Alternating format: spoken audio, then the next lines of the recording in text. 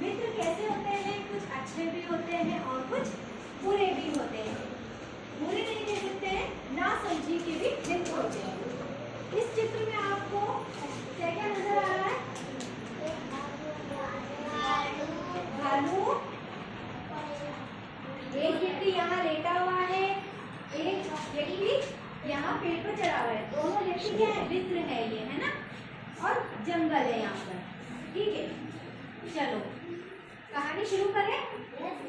Okay. दो मित्र किसी एक नगर में धन कमाने के लिए जा रहे थे। कहाँ जा रहे थे? किसी शहर में जा रहे थे। उस समय आने जाने के यातायात के साधन नहीं थे, ठीक है। वे दोनों मित्र पैदल ही अपनी शहर की यात्रा करने लगे और जिस रास्ते से वे जाते, उस रास्ते में एक घना जंगल आता था।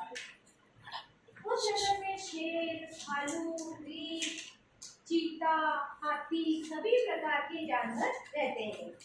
चलते समय उन्होंने प्रतिज्ञा की कि वे दुख सुख में हमेशा एक दूसरे का सहयोग करेंगे। जब वे वन के बीच में पहुंचे, यानी कि जंगल के बीच में पहुंचे, तो उन्होंने देखा कि एक बड़ा भयंकर रीछ सामने से आ रहा है। एक मित्र तो भयभीत होकर अपनी प्रतिज्ञा भूल बैठा। भयभीत मतलब डर गया, वो भालू से, रीछ से डर गया, है ना? और जो उन्होंने एक दूसरे से बात की थी, जो प्रतिज्ञा ली थी, वो भूल गया डर के मारे और अपने प्राणों की रक्षा के लिए एक पेड़ पर चढ़ गया। और उस व्यक्ति ने क्या किया? एक पहले मित्र ने कि डर के मारे वह तो अपनी जान बचाने भागने के लिए सीधा पेड़ के ऊपर चढ़ गया। दूसरे को पेड़ पर चढ़ना नहीं आता था, पर वह साहसी और अक्लमंद था, है ना?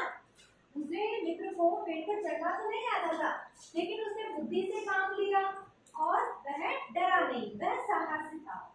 उसने अपने पूर्वजों से सुन रखा था कि रीछ मुर्गों को नहीं खाता है।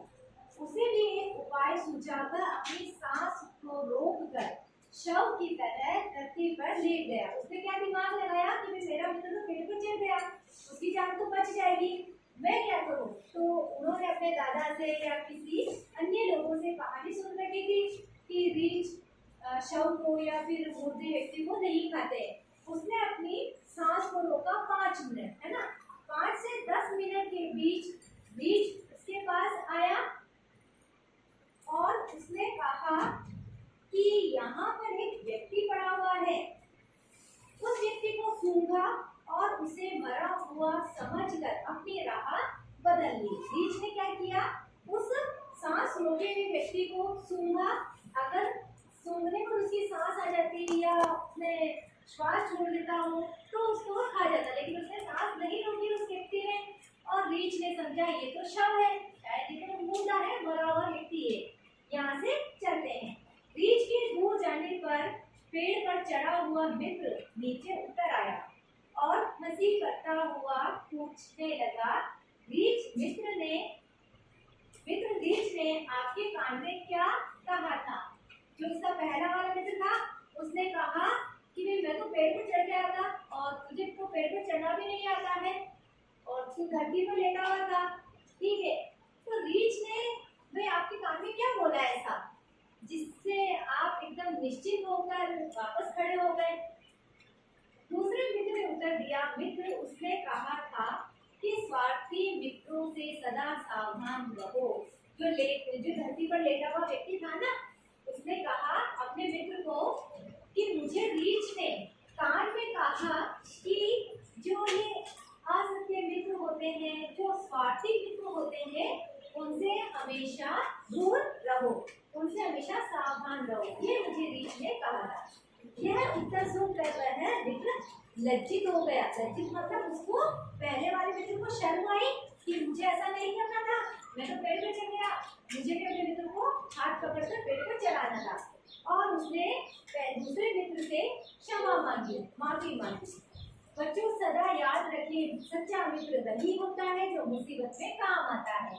इस कहानी से हमें क्या शिक्षा मिलती है कि सच्चा मित्र वही होता है जो हमारे मुश्किल समय में, हमारे मुसीबत के समय में जो साथ देता है। कैसी लगी कहानी? अच्छी लगी कहानी? समझ में आई कहानी? तो ये बताओ हमें कैसे मित्र बनाने चाहिए? अच्छे और सच्चे, है ना? अच्छे और सच्चे मित्र बनाना चाहिए जो हमें कभी भी गलत राह पर नहीं लेकर जाए, या जब हम किसी गलत राह पर जा रहे हो तो हमें वह सावधान करे। समझ में आया सबको?